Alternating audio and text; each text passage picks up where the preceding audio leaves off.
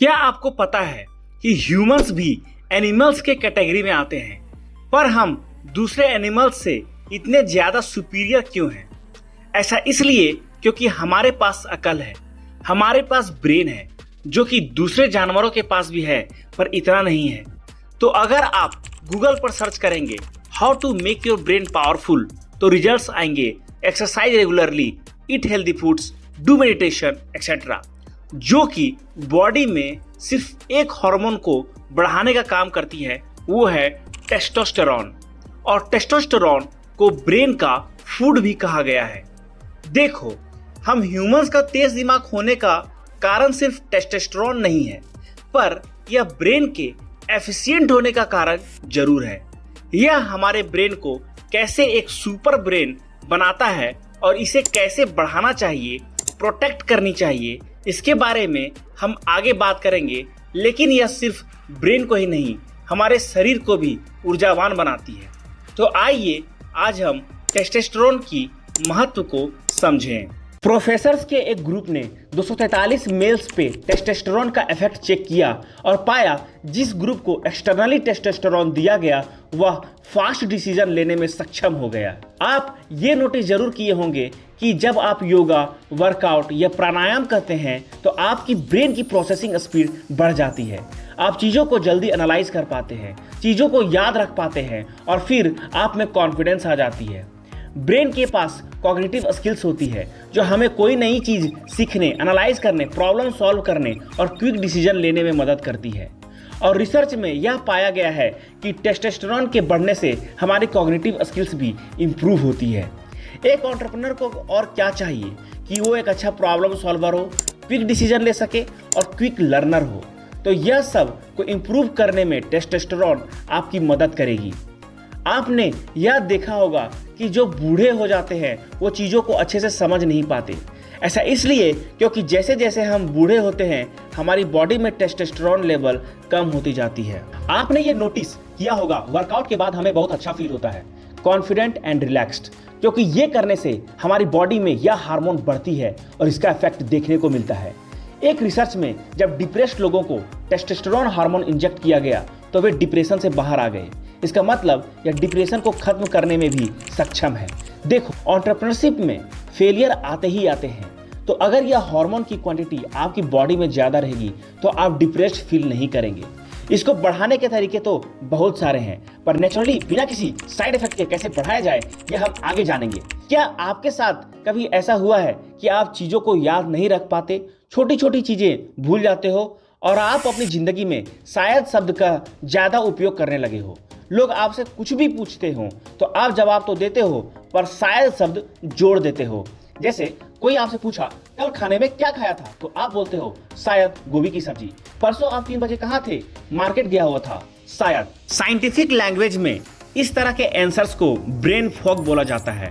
मतलब ब्रेन काम तो कर रही है पर क्लैरिटी नहीं है, फॉग जमा हो गया है।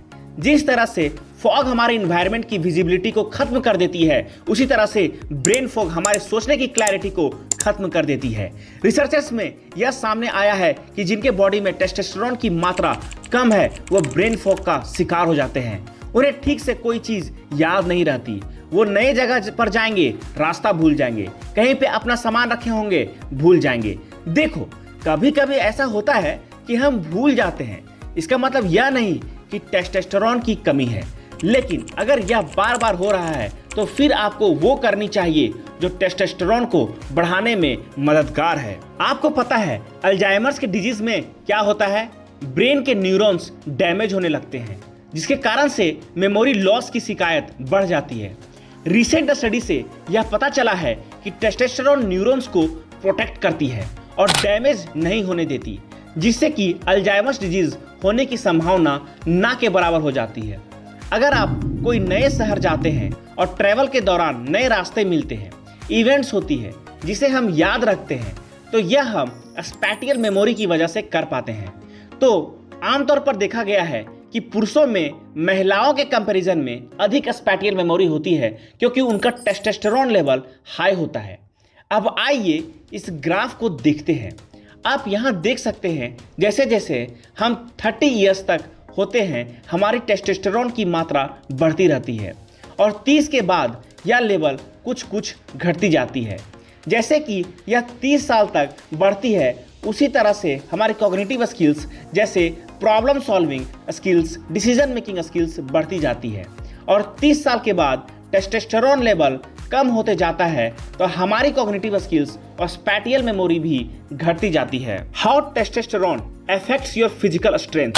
जब हमारी एजिंग होती है तो बोन डेंसिटी डिक्रीज होती जाती है और एक हद के बाद कुछ लोग जिनके बोन्स बहुत ही ज़्यादा वीक हो गए हों, उनके बोन्स ब्रिटल हो जाते हैं, फिर उन्हें चलने फिरने में प्रॉब्लम आती है। टेस्टोस्टेरोन हमारे बोन्स को डेंस करती है जिससे कि हमारी हड्डियां मजबूत होती हैं।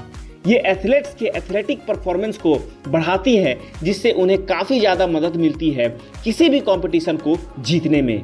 ये हमारे स्टैमिना और स्ट्रेंथ का कारण है। अब आप पूछोगे कि टेस्टोस्टेरोन का फायदा तो पता चल गया, पर कैसे पता करें कि हमारी बॉडी में नॉर्मल टेस्टोस्टेरोन लेवल है भी या नहीं।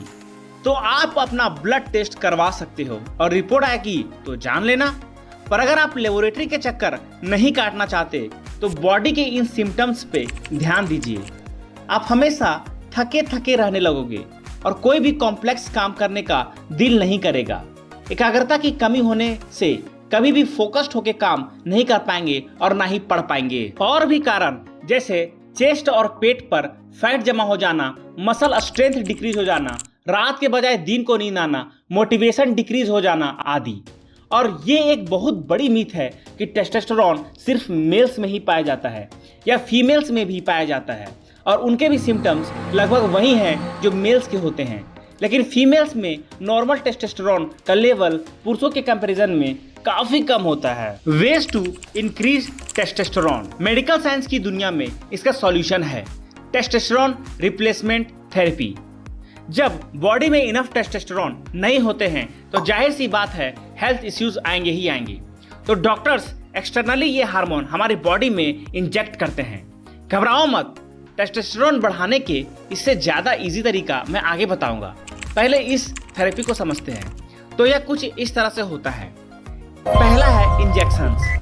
इसमें इंजेक्शन के द्वारा डायरेक्ट हमारे मसल्स में या स्किन में टेस्टोस्टेरोन को प्रवाह कर दिया जाता है। दूसरा है एब्जॉर्प्शन टेक्निक। क्या आपको पता है our skin absorb 60 to 70% of everything we put on it. और इसी कॉन्सेप्ट का यूज यहाँ पे भी होता है।